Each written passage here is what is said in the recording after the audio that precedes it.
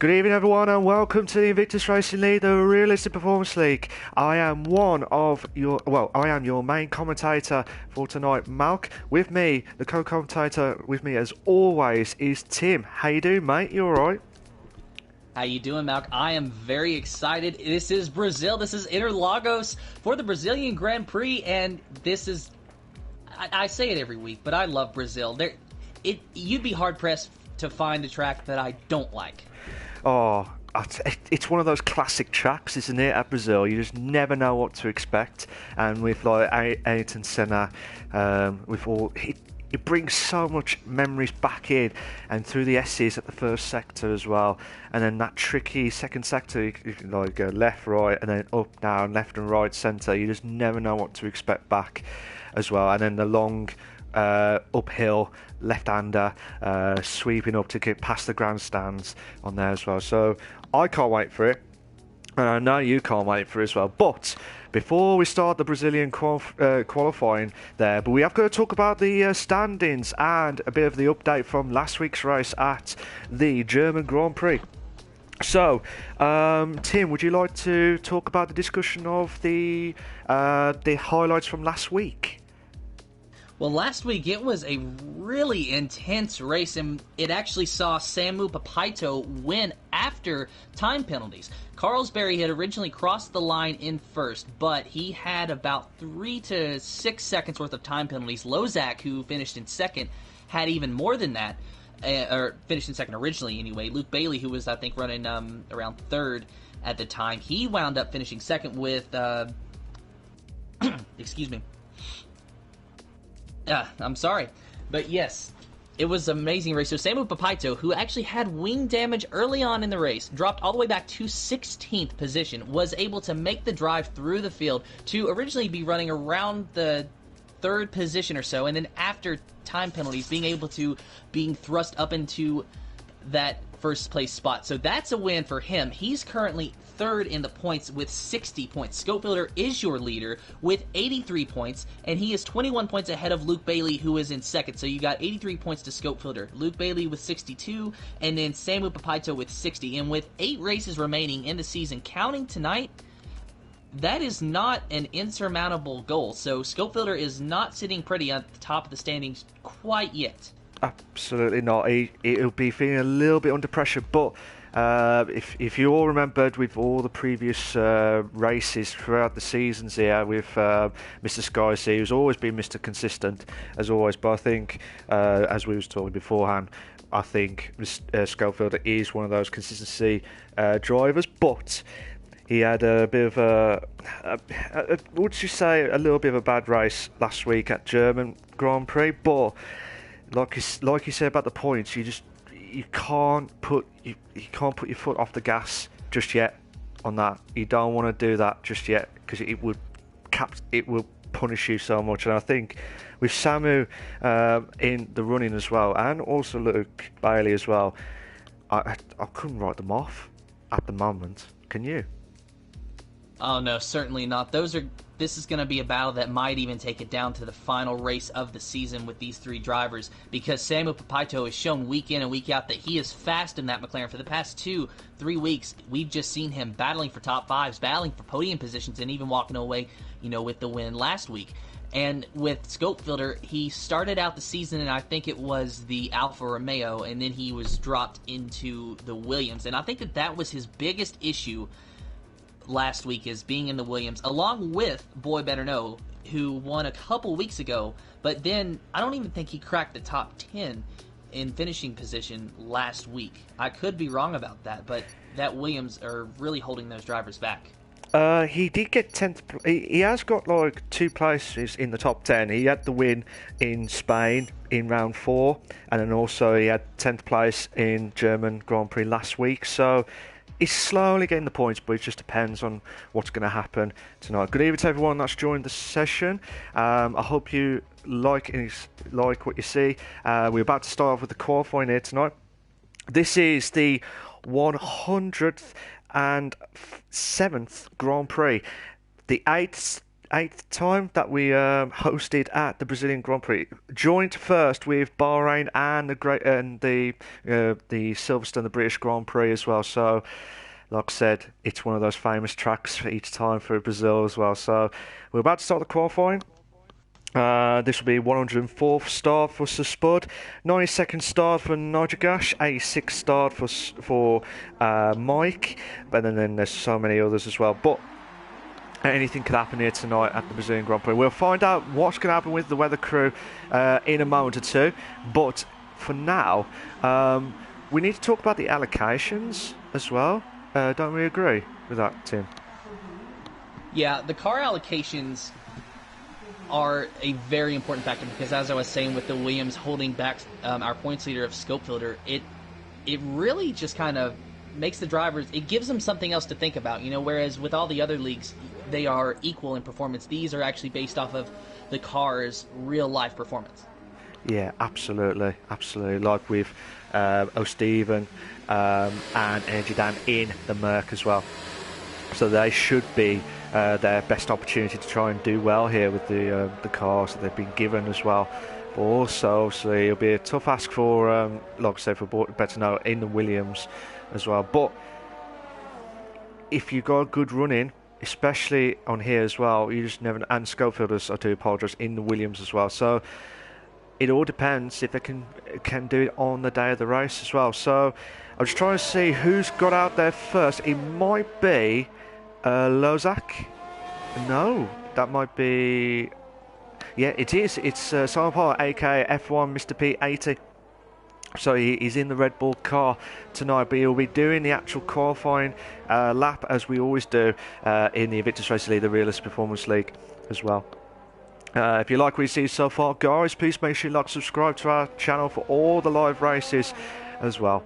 So here we go. Simon Palmer's going to do the actual qualifying lap here at the Interlagos track. It's called the Autodromo Jos Carlos Pace Interlagos as well. So we come up to the start finishing line straight now. We come up to, which is the hard braking first corner here, and then come up to, which is turn 2 there, and then into turn 3, which is the Curva do Sol part there, and then down the DRS straight here for the end of the first sector here. So let's see what he will have. Purple obviously there, but anything could happen here. We're coming to turn 4 now, and then into turn 5 as well, where so many histories at the Invictus Racing League we'll talk about later on in the race here tonight. And then coming to turn 6, and then 7 lock the double left-hander into turn 8 now, and then you feel like you're on a roller coaster ride going down the hill at turn 9 here, and then going up again into turn 10 there, the sharp hairpin right-hand corner here. You've got to be absolutely perfect there. If you don't, you'll lose so much time there, Coming up to which is turn 11 now, and then into the end of the second sector as well, into turn 12, which is Wanakayo corner, and then sub the boxes at turn 14, and then coming to which is turn 50, which is the pit entry there. So the time is the qualifying lap there, and the time to beat is a 109.097. A 109.097. Scope did a 110.196. So, Tim, what do you think the time will be based on what you've seen at the moment to start off with? We might hit the high 107. So with the 109 at the moment, we might see maybe like a 107.8, 107.9. Simon Palmer, of course, going out there on the soft tires. In fact, every driver who has set a time at the moment is out there on the soft tires. So it's not like we have seconds upon seconds to be gained. It's not like everyone has set a time on the hard tires. But nonetheless, I do expect the times to get faster, just as, history will repeat itself. And we've seen it time and time again that the times just get faster and faster as the qualifying session goes on. The drivers get a little bit more comfortable with the track. They get more comfortable with their car. What few adjustments that they are able to make, they're able to get those dialed in. So we're going to see the times definitely shoot up here. Absolutely. I mean, I don't know if you saw the F1 results from the qualifying as well. It was like 107, so it's just like amazing stuff. Fast paced, just unbelievable stuff there. Like I said, Simon Parr was in pole position with 109.097. Samu is in second with a 109.476. Lozak, so the two McLarens are in the top three here with 109.5. We've got a yellow flag set to 2, and that might be one of the Haas cars just letting one of the Mercs through as well. So Meg is in 4th place here. Ryan Mack is in 5th. Jos, I expect Jos to do well here, to be fair, Tim. Do you agree? Yeah, and he's sitting pretty good right now with a 109.7. Now, that is 7/10 off of our current pole sitter of Simon Palmer, 80, of course. But Jos has plenty of time to go out there and be fast. And we saw him actually have a little bit of a silver lining in the race last week, you know, because we've said time and time again that he's a driver that's always quick and he just has bad luck. But he had a fairly decent race last week. You know, he didn't win, which obviously he would rather have done. But Jos, definitely, he might still be able to make a comeback and have a pretty good season here. Absolutely. Let's hope he does have a good race here tonight at the Brazilian Grand Prix at the Interlagos track as well. So Saspuda's just crossed over the line for 14th place with 111.5 on the hard tyres as well. So regarding the tyre strategies here, but before we do that, actually, who are you watching so far, Tim? Currently riding on board with Luke Bailey as he just started his flying lap, going through turns 1 and 2. Took a little bit of a strange line, really using up that curve through turn 1. I think he almost got off the track, but so far, no harm, no foul. Not sure if that's going to scrub off any speed as he heads down into turn 3 through that DRS section. He's just hoping to get a fast time. He is on the soft tires, so he has the possibility of being able to set that pole sitter time, but with over 11 minutes remaining, there's still plenty of time for him to get dialed in, so I look for this to not be his one and only flying lap, as he's just now going through the second sector. Yeah, he's going through the second sector now. He was purple on first sector. So if he can get closer to his Red Bull teammate here, this will be a fantastic opportunity here to try and do well here. Might hit the 108, might be getting the 108.7s, possibly. It depends on how he can try and get that lap perfect there. Yellow flag set to 2 still. That might be just letting one of the racing points through. Luke Bailey did a 109.9, so that was a little bit of a slow lap, as you rightly said. That will not be his one and only lap. He'll hopefully try and get a bit more better on his next lap as well. So with the tyre strategies here, from what I saw in the past, and for safe purposes, it's the soft hards is the safe one. But I've seen a few times now where the soft mediums, one stop at Brazil, is the way forward. But have you driven around Brazil much to test out the strategy before? Not enough to be able to test out the tire strategy, no. Okay, so we'll just, like I said, with there, I've seen a few people going for like 16 laps on the softs and then 20 laps remaining, as they just hope that there will be a safety car in this scenario here, but you never know what to expect back here. So we're just watching Jos now coming up the hill par here now, coming up to turn 14 and then into turn 15, passing the pit entry now. Still on the soft tyres here, and he's going to try and push now. He does. He moves up to 5th, just only one place, but he moves up by 200ths quicker than Roy Mack's time here. So Tim, Jos has just spun at turn 2 there, so that we'll have to be careful there as well. Turn 3, I do apologise. Turn 3. So yeah, just Jos is just going to be absolutely careful there. So Sheepy moves up to 4th place here. So fair play to him on that. We've got 9 minutes 30 left of qualifying here. So Tim, who are you watching so far? Taking a look at Roy Boy, he just went by Jos, so going through turn 3 now. Roy Boy just trying to set a good time. His current time is a 109.784 as Ryback actually just skyrocketed to the 2nd position on the board. So Roy Boy in the Renault, currently good enough for 9th, going to try to make that good enough for 1st as he's going through the 2nd sector now. It looks like he's having a little bit of an issue. Might have been a little bit of a lockup a couple corners ago, and I'm actually going to pay attention when he starts that uphill trek toward that really long uphill left-hander, because I was watching him on his flying lap, and he got a little bit loose coming out of this corner. So we're going to see if he's able to hang on to it this time. So far, so good. Roy Boy, a nice line through there. Now it's just smooth sailing until he crosses the line, bypassing the pit entrance maybe. Yes, he will. I thought for a minute he was going to tease us, but no, he does not. He will cross the line. Where will he wind up?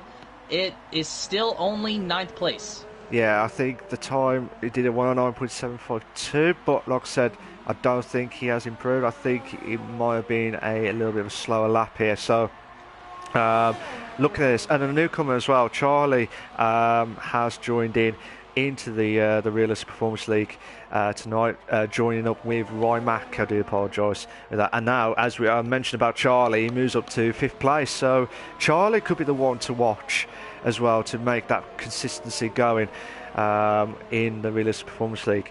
So that will be a good team of Rymac and Charlie, but we'll find out what the team names are for them in after this week's race here. But yeah, flag sector 2, that is one the McLarens there, so that either Samu or Lozak there, so we're not sure what's happened there, but still Lozak. It was Lozak. Lozak actually spun. Yeah, he spun and hit the wall. He does not have a front wing, so he's obviously going to be pitting. But what was funny about it was that I was actually watching him, because I was about to say that you're going to have to keep an eye on those two McLarens, because last week they had just constant battles between each other, and if it wasn't between each other, it was between them and Carlsberry that was in the Toro Rosso at that time.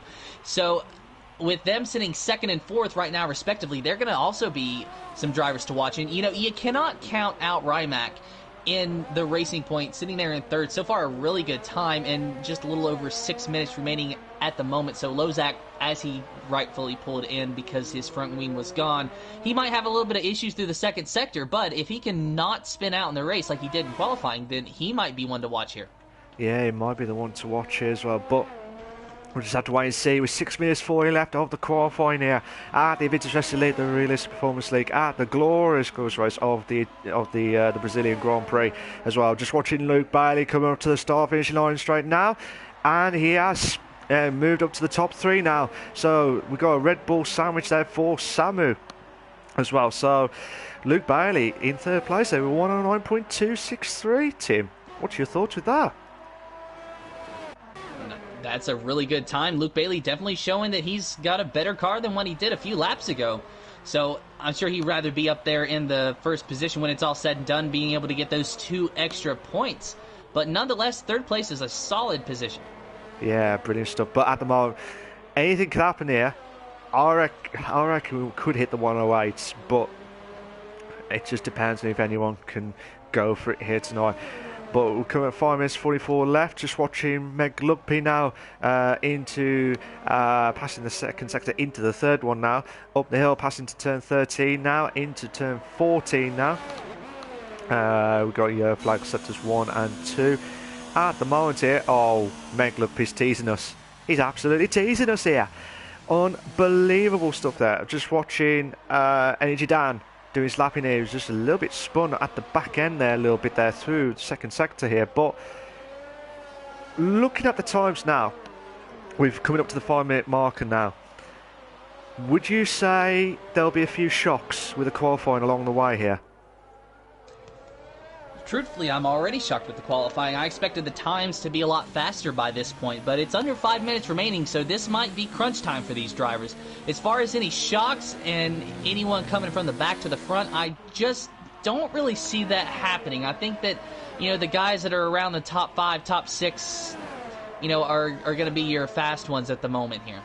Yeah, but we'll just have to wait and see what happens here. But Charlie is just doing his lapping now, so I'm going to watch his point of view here with 4 minutes 30 left, so to see what he can try and do at this point here. Coming up to the DRS straight now, and he's in 7th place here. He's going to have to find 4/10 from somewhere here. It's not purple on 1st sector, but hopefully he can try and get as close to the top 3 as he can here, because again, you got Samu, you got Charlie as well. I mean, you got like Scott, boy better not. Oh, Charlie's got invalidated lap here, so Charlie has got invalidated lap.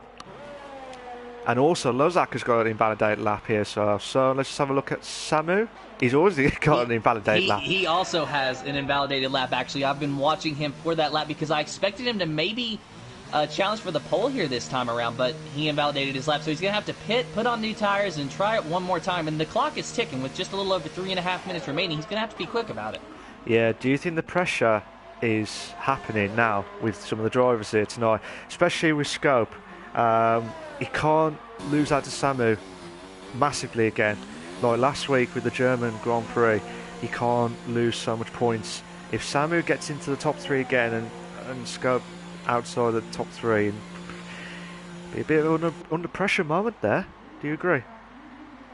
Yeah, I would imagine that Scope Builder is definitely feeling the pressure because he's got a comfortable points lead at the moment, but it's still plenty of time for that to change. And you know, we saw Mr. Sky Z a few years ago really do well in the Williams, being able to even win some races in that car, but Scope Builder just not having the same amount of luck. But luckily for Scope, it's not where you start, it's where you finish. So if he's able to make up some positions during the race, then he might be sitting pretty, but he's going to have to really play it safe, because I would imagine that he wants to win this championship just as much as anybody. But in order to do that, he's going to have to put together some really good races.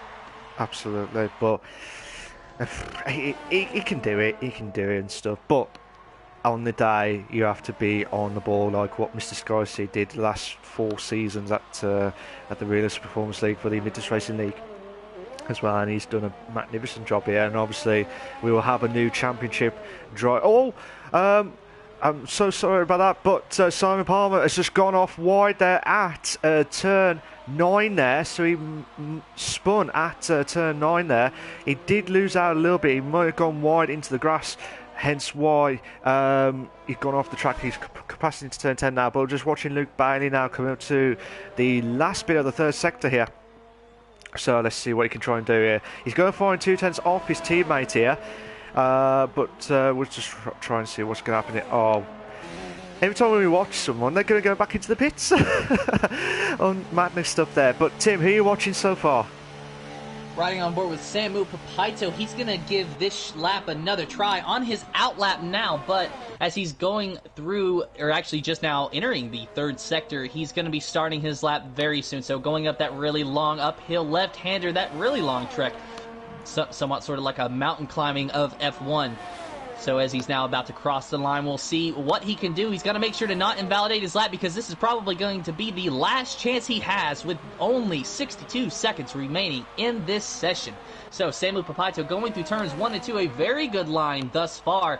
So down the DRS straight now, he's going to use that to his advantage here in just a moment, as he is purple in the first sector. So through the first sector, Samu Papaito is purple for the time being. Going through the second sector now. Will he be able to do anything? Will he be able to challenge Simon Palmer? Or will Simon's lap that he said at the beginning of the session stand? I know Simon wants those extra 2 bonus points, but you know what? Samu Papaito does. But just as I say that, Samu is no longer purple in the first sector. He is in the second sector. He's about to approach the end. So will he be purple in the second sector? I think he's going to have to be if he's going to have a chance at getting this pole position. So as he crosses the line for the second sector, he is not purple in the second sector. So now going through the third sector, let's see where he winds up as he goes up that long top left heel hander, going past the pit entrance here in just a moment, as we expect him to do. This is going to be his final lap as the session is now over. Samu Papaito crosses the line, but does not make the pole position. 109.1 will be the final time for Samu. Yeah, I thought he nearly got it there, but like I said, Simon Palmer, hold on there for dear life here to try and do everything possible to get on to pole position there. But I'll just try and see, going through the grid here, to see who's near not invalidated. Everyone's all invalidated, the ones I've picked. Stephen is coming up to the last bit of the third sector now. So the top 12 either invalidate or they've finished their laps here. Yoss has just retired from the session here. But where's Stephen? Stephen moves up to 4th. He moves up to 4th there. So brilliant stuff there from Stephen there. But where is Scope Builder? Scope Builder, he's invalidated his lap. He's invalidated his lap here. And so Spud has gone back into the pits there. So what you see is what you're going to get here tonight, ladies and gentlemen, for the Realist Performance League, for the Invictus Racing League tonight at the glorious race of the Brazilian Grand Prix. We've not heard anything from the weather crew just yet of what's going to happen in the race here, so hopefully we'll find out in a matter of 1 or 2 seconds here. But if not, I like this a surprise to find out what's going to happen here. But well done to Stephen there, who just crawled up into the top 4 there out of nowhere here, so fair play to him on that tonight. Here are your short qualifying classification for the Brazilian Grand Prix, for the Invictus Racing League, the Realistic Performance League. You've got Simon Palmer in first place, Samu is in second, Luke Bailey is in third, O'Stevens in fourth, Ryan Mack is in fifth, Meg Lupri is in sixth, Lozak is in seventh, Jos is in eighth, Charlie is in ninth, Energy Dan is in 10th, Roy Boy is 11th, Sheepy is in 12th, Ferocious Dan 13th, Schofield 14th, Scott is in 15th, Nigel Gash is in 16th, and Spud is in 17th place. But I don't know if there's been some technical difficulties there, but hopefully we'll find out sooner rather than later. So just try and wait for that coming up now. But for the guys there tonight, that's still a good opportunity there for Simon to get some more points for the championship, to get those 2 extra points for the fastest, for the pole position lap here. So we'll just try and find out what's going to happen here, because it looks like it's a little bit cloudier than what we have seen during the qualifying here, Tim. But I'm just trying to find out what's happening here, because it looks like the Spud has been not in his racing car as we speak. So hopefully we'll find out sooner rather than later. But we'll do the usual advertisements and then we'll talk about the race itself. This is the Invictus Racing League, the Realist Performance League, live and exclusive on the YouTube channel, with myself, Malc, and Tim on the Tuesday nights at 8 PM. Not only we do the Tuesday nights, we also got the F1 League on the Monday nights at 8 PM with Gareth and Sab. They do a brilliant job with the commentating as well. They do an absolutely brilliant job. It feels like it's like the Premier League, the top flight, the fastest drivers there as well on the Monday nights. So make sure you tune in on that as well as us as well.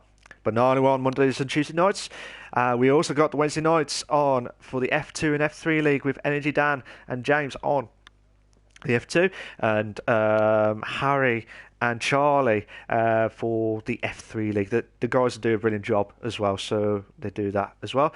They also have the podcast on the Thursday nights as well. But not only we have the PS4 leagues on the midweek, we also got the Xbox League on the Sunday nights at 9:30.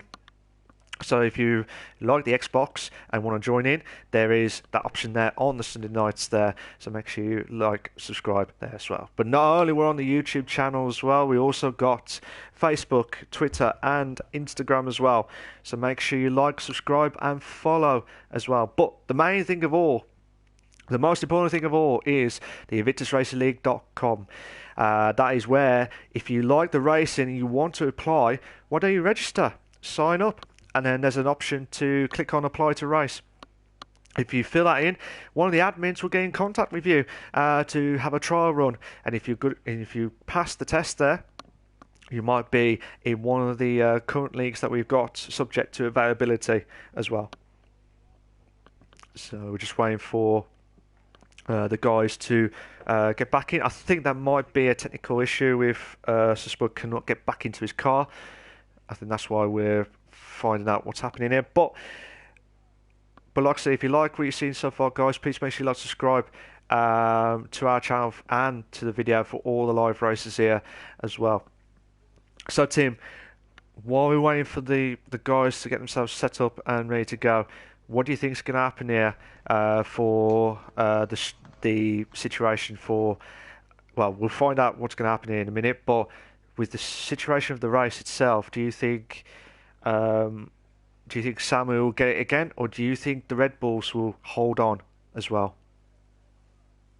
Looks like Simon Palmer had a pretty strong run in qualifying, so he might be able to translate that over to the race. But Samu, those McLarens have been extremely fast, to say the least. So Right now we have, as the formation lap's actually starting, Simon Palmer running in first, Samu Papaito in second, Luke Bailey in third. So the Red Bulls taking 2 of the 3 podium spots at the start here. The other McLaren of Lozak, who I mentioned, is all the way down into 7th. And of course, O'Steven in 4th place with that really good time in qualifying there just in the last moment. So I think that O'Steven is going to be one of those guys to watch that, maybe we don't get to talk about every week, but he's in the Mercedes this week, he was in the Mercedes last week, and he put on a really good show. And he had a good run, I believe a top 5 finish, and was in contention for a podium for most of the race last week in Germany. So he's going to be one to watch. We got Rimac running in the 5th position in the Racing Point machine, so he is going to be a fast driver to watch. And Meg Lugby, who has a fairly decent qualifying in the Haas car with 6, I think that he's actually, that might be the highest that he started in the Haas this year. Correct me if I'm wrong on that. So we got a lot of drivers that we can watch, and even, Yas, he's always one that we got to watch. We got Charlie even, who's just joined us. So we got to watch our newcomer, see how he does in his first race this season. Yeah, absolutely. But what I love about the Realistic Performance League, it feels like the founder league for Invictus Racing Leagues as well. Different ability drivers, like from the fastest division to like the slowest division stuff, all joining in at different paces for different cars here as well. And it makes it so much exciting here, and that's what we always love about it as well, to see how they can try and capitalise on it as well. And before we start the grid here, who's your top 3 for tonight, Tim? In any order, I'm going to have to go with O'Steven, Samu, and that's going to be a tough one, but I think Simon Palmer. Ooh, okay, so I'm going to say, in any particular order before we start, is Samu, O'Steven, as long as he doesn't get in any issues or anything like that. But also, I'm going to say, I'm going to have to go for Charlie, outsider, for the top 3 tonight. But as you can see, grid's all line up. It's all yours, mate. And an honor it is each and every week as those drivers, you hear those itchy pedal feet, you hear those engines revving, their eyes are fixated on the lights and ready to go. 1, 2, 3, 4, 5 red lights. No red lights. We are green for the Invictus Racing League's Realistic Performance League Brazilian Grand Prix. The drivers heading down to turn 1, almost 3 wide in the back, but just not quite. In fact, it was between the Mercedes Racing Point and Red Bull. So Luke Bailey, Rimac, O'Steven going 3 wide through turns 1 and 2, but they have now settled out. So it is a line for the top 6 cars. There's someone that is off. Yas in the Toro Rosso. He is off track already. So Yas already having a lot of bad luck here early on. Not sure what happened. So far, Simon Palmer is leading this race with just about 0.3 of a second over Samu Papaito, who is giving a very determined chase. Luke Bailey in the Red Bull is right behind him, with Rimac and O'Steven rounding out your top 5. And O'Steven under a lot of pressure from that Haas of Meg Lugby. Yeah, so O'Steven's trying everything he can here, because he's trying to close in on Rimac here for 4th place here. We've got yellow flag set to 2 here, so I'm not sure exactly what happened there. Sheepy has gone off right at the back of the grid there, so Yoss and Sheepy are having a bit of an unlucky start there at the Brazilian Grand Prix here as well. But at the moment here, the Samu's trying to close in on Simon here as much as possible here, but try and see if we might have 2 wide here. We might have 2 wide here if we've O'Steven and Rimac here going up the hill here to the start finishing line straight here, coming to turn 1. Will it be 2 wide? 2 wide. Oh, O'Steven's made the move. What a move! But Rimac is bounced back here. We might have 3. We might have 3 wide. Come on, we might have 3 wide. We might have 3 wide here. We might have 4 if we might look here. But we've still got the 2 wide there. But O'Steven very, very lucky to hold on there for dear life here for 4th place here. What a joy. What a start to this race here, Tim. And that was intense. Rimac just went from 4th place all the way down to 8th through that battle. So it is now, we actually have a safety car. Nitro Gash is out of the session. He's out of the race. He's retired. He's sitting somewhere on the track. I'm not sure where. It looks like he's sitting right just a little bit after the entrance to Sector 2, riding on board with Scott Bunger right now. We're going to see where Nitro Gash was, just maybe, but we are under a safety car, so apparently Nitro Gash had some sort of issue that caused him to crash and bring out the safety car. But before that, that battle was intense, and Rimac fighting with O'Steven, trying to take the 4th position, and had it for a moment, but then O'Steven went by on the outside. But of course, Rimac getting a better line through those corners, so he got a better exit going through it. He then went by O'Steven on the outside, and then everyone behind them just kind of filled the gap from there. Yeah, but that was just intense stuff there as well. But fair play to those drivers there. It was a bit of an excitement there because I wasn't sure what was going to happen there, with like whether it was going to be 3 wide there, or maybe at some point nearly looked like there was going to be a 4 if there was 4 cars going through. But we will have the safety car at this moment in time. But as I said before, in previous seasons of the Brazilian Grand Prix,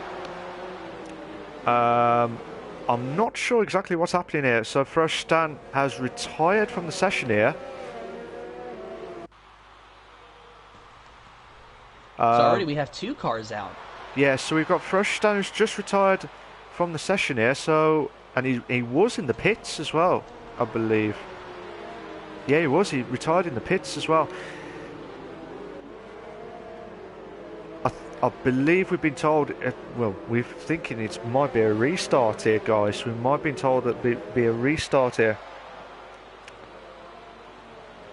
We'll find out in a moment or two, but I think there might be some issues with Spud's car, could not get back into it. Hence why Stan and Spud have left. Nigel Gash and Stan has gone there as well, but we'll get that confirmed in a moment or two, guys. We'll get that confirmed in a moment or two. But for now, we'll just have to keep. Yeah, we'll have to try and see what's happening here so far. We're just trying to find out what's going to happen here. So Stan has left the session. So just try and figure out what's going on here. But for now, we have to assume that.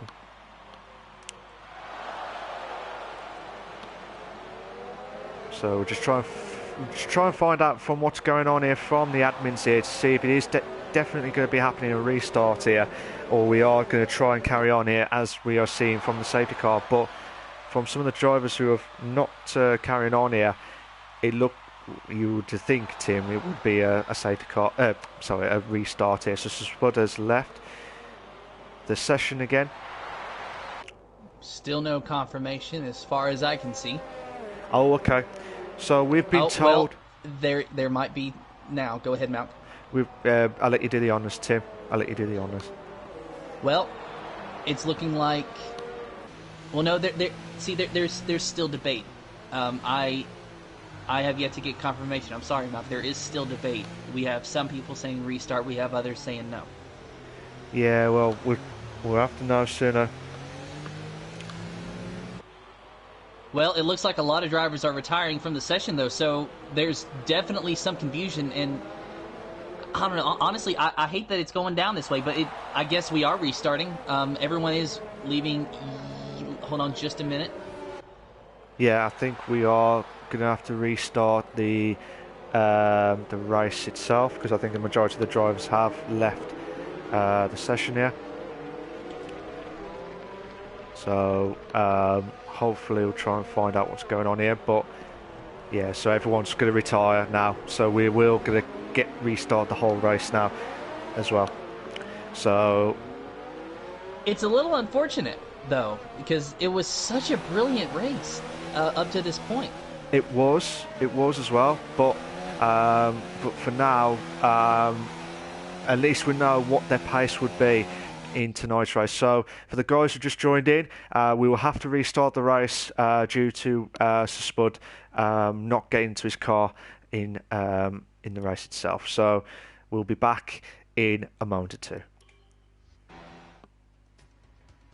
But we will get back into it on there as well. But from what we saw there, Tim, of the pace from some of the drivers here, that should be really good here. I think we might see some classics here tonight, I think. Do you agree? Yeah, and I think that the Red Bulls are going to be the ones to watch, definitely. You were talking about it a little bit before or right after the qualifying, but with Simon Palmer being able to hang on to the lead. And Luke Bailey, I believe he was running around, third or fourth at the time the safety car came out? the ones to watch here. It looks like, for whatever reason, Interlagos just really fits their car. Yeah, absolutely. So we will go back into the race again, but it will be starting with the custom grid for the guys here to make themselves prepped up and ready to go. So, we would have had about 5% rain during the race here. We would have had. It would have been 94% dry at that situation. So we'll get the guys to the admins to set it all up and ready to go. But I'm just gonna get the invite sorted. So we make sure we get that sorted there. So for this, are you gonna stick by with your predictions for the top 3 tonight, or are you gonna change your mind after you've seen the first few laps of the race? I don't even remember what my predictions were. The race was so intense. You said Simon Palmer, O'Stephen, and Samu, I believe, was your top 3. I think that's still a pretty safe bet. Still a safe bet. Okay, I'm still going to say O'Stephen, Samu, and I did say Charlie, one of the outsiders. He was in the top 7, so as long as he can keep that consistency, the same pace as what Samu's doing, I think he'll be alright as well. So, if you like what you see so far, guys, please make sure you like, subscribe to our channel for all the live races here. We will have a restart of the race here tonight, so hopefully we'll get that started up as soon as possible here. But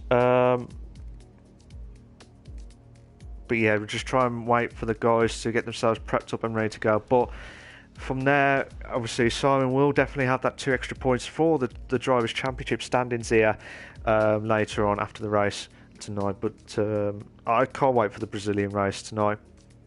I can't wait for so many battles. We just thought we might see some more going on as well.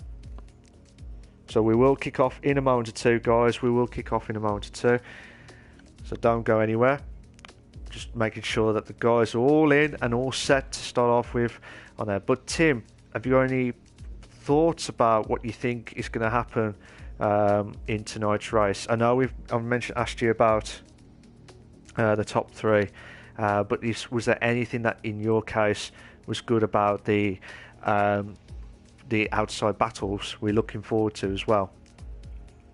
Well, I know it was good for Nitro Gash because he was the reason for that safety car, and now I guess he's being thrown a little bit of a bone here indirectly, because to clarify, which you already said, but for those who may not understand, the reason we are restarting is because Sir Spud was not even in his car when the race went green and when the formation lap started. That was not an issue with Sir Spud. That was simply a logistical issue as far as connection and so forth. So that's why we're restarting, and Nitro Gas just happened to be one of the drivers that was able to benefit from it. Yeah, absolutely. I think that's why that was happened originally there. So, but with this as well, a bit of a recap of the standings here for some of the drivers some of the people who've not joined until later on. Like I said, with Scopefielder still holding on with 83 points, Luke Bailey in second with 62 points, and Samu's in third with 60 points. So you have to be consistent, as what Mr. Sky C did last season, and we will definitely have a new Drivers' Championship winner this season. With the consistency as well, do you think Schofielder can hold on with the consistency, or do you think Samu or Luke Bailey or one of the outsiders to produce the goods in that top 3? Well, Schofielder made his way up to 11th, but Luke Bailey was running around the podium position, as was Samu Papaito at the time. So I think it's going to really be based on how the admins decide to allocate the cars for the remaining season, because we're obviously seeing that Scopefielder and Scott Bunger are having a lot of issues with the Williams, whereas the McLaren of Samu Papaito, it seems like that car really fits his driving style, and really the same with Luke Bailey, and I guess at least within Interlagos, Simon Palmer. Simon, he's had a little bit of issues this season, so his performance has kind of been hit and miss. He's just had a lot of a string of bad luck, and then today he actually gets a decent run and the pole position, and he's going to retain that pole position. So I look for him to still be able to pull away from the field and be able to lead this race, but I think it really just depends on car allocations, because I can maybe see Scopefielder being moved up to like the Toro Rosso or something, but I don't think he's going to get any higher than the Alfa Romeo, whereas I could see Samu Papaito being dropped down to the Williams or the Toro Rosso at least for a couple weeks, and Luke Bailey might be dropped down to the, like maybe a Renault. So it depends just as much on the drivers as it does car allocation, so it's going to be pretty dicey. It will be pretty dicey here, but this is what we love about the F1. You gotta have a risk. You gotta have to risk it as much as possible if you want to win titles. If you want to produce the goods, you've got to be consistent, and you've got to be at that best as there as well. And with the car allocations as well, if you do well, obviously you might drop down a bit, but that means that you're improving a lot and you're keeping that momentum going as quickly as possible. We're just waiting for some more confirmation with the settings here, but hopefully it's all set. Okay, so we're just getting that confirmed. So we're all set now for the race. I think some of the drivers are all set and ready to go. So, if you're watching the stream, guys, what do you think is going to be your top three? Who's going to be your top three tonight? And a bit of a recap of the strategies here. So, soft mediums is the way forward, which majority of the drivers, except for Nigel Gash and for Spud, who went on to the mediums and hards. But obviously they can change their tyre wear because they were outside the top 10 as well. The safest bet would have been the soft hards as the way forward, but not in this one. I think soft mediums is definitely a one-stop here. So 15-16 laps is the softs.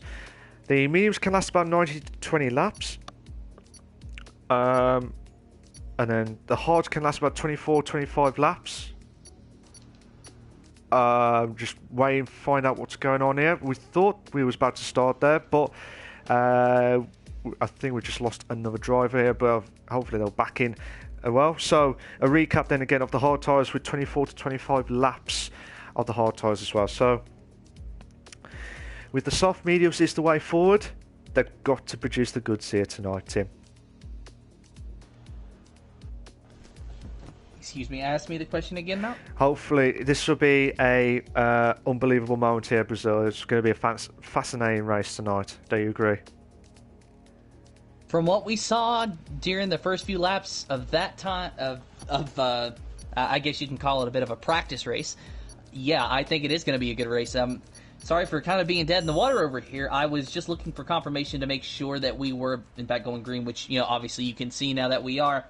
So same lineup as before with Simon Palmer being on the pole. So this basically we're starting it as though the practice race, as I said, never happened. So it's basically just after qualifying. So everything's going to be the same except for the weather, which you said was only 95% dry and 5% wet. So that's unfortunate. We're not going to see any rain tonight, but we can still see good racing. We saw good racing before, so we don't need the rain for that.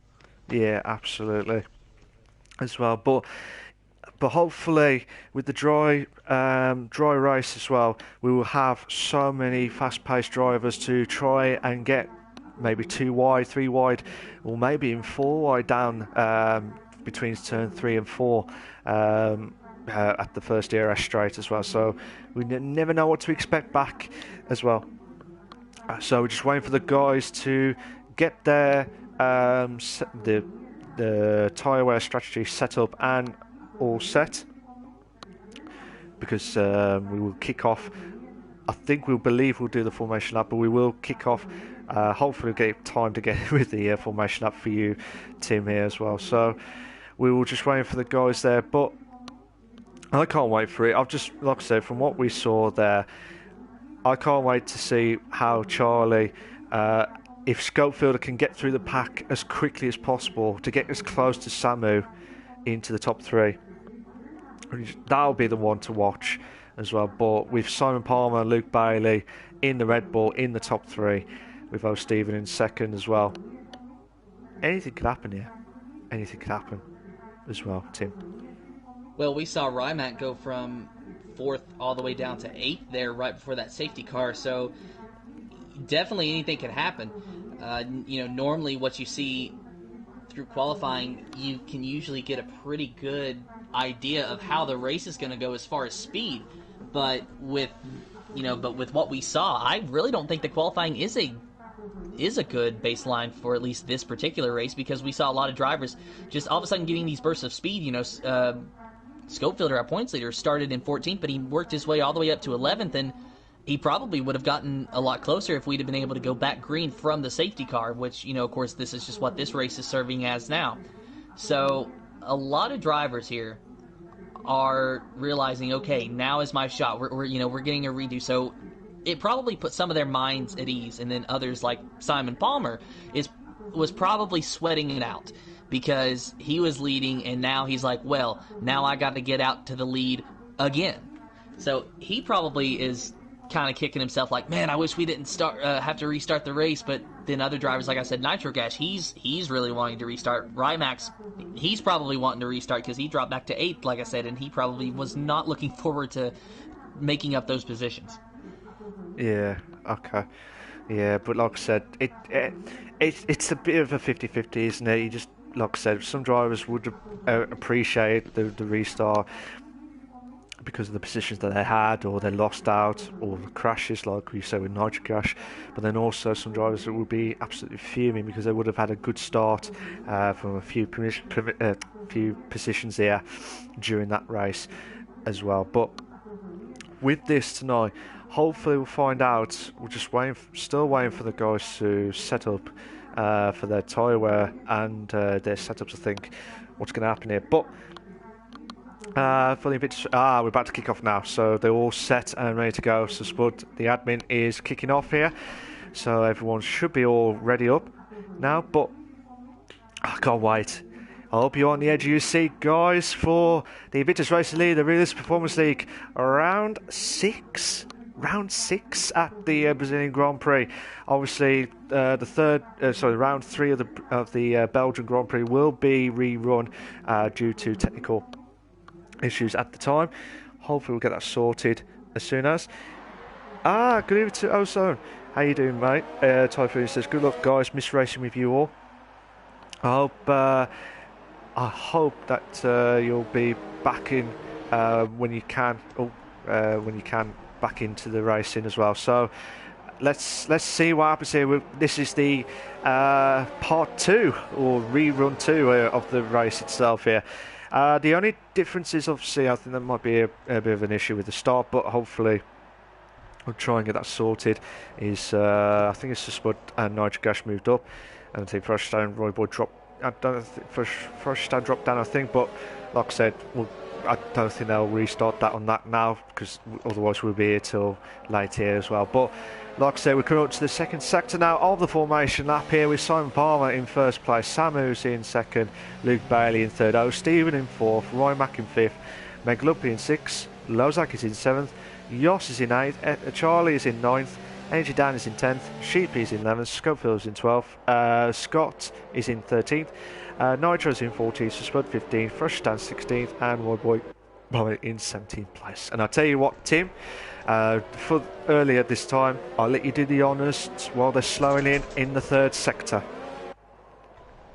Yeah, that third sector, so many world championships have been decided here at Interlagos. So many world championships have been won. So many world championships have been lost. The one that comes to mind, probably comes to everyone's mind, is when Lewis Hamilton won his first world championship by passing Timo Glock and then, subsequently beating out Felipe Massa by just enough to win that world championship. So we're not going to decide any world championships here tonight, but world championships could very well be lost if you have a bad race. We've talked about Scopefielder all day, about how he's in first with a 21-point lead, but with him being in the Williams and starting in what looks to be now the 12th position, Will he be able to earn enough points today to stay relevant later on in the season? Will Samu Papaito or Luke Bailey gain on him and maybe even thrust themselves closer to the championship lead? We'll find out here momentarily as the drivers have their eyes fixated on those lights. 1, 2, 3, 4, 5, and we are green for the Invictus Racing League's Realistic Performance League for the Brazilian Grand Prix. Samu Papaito not messing around, trying to make a move on the inside of Simon Palmer right at the start, but he does not make it stick, so he's going to have to settle for second with Luke Bailey running in third. Rimac is the lead of a train of cars, just a big train, with O'Steven being in fifth position, sixth of Lozak. They were 2 wide and maybe even 3 wide there for a minute. A lot of cars just jostling around for position. There is some damage. There's some contact between, I'm not sure who, perhaps Yost and Lozak. Someone lost a front wing. Did you see who it was, Malc? It's actually Samu Papaito was going for the lead. Sorry, Malc. He was going for the outside of Simon Palmer there for just a moment, but he has decided to go back in line.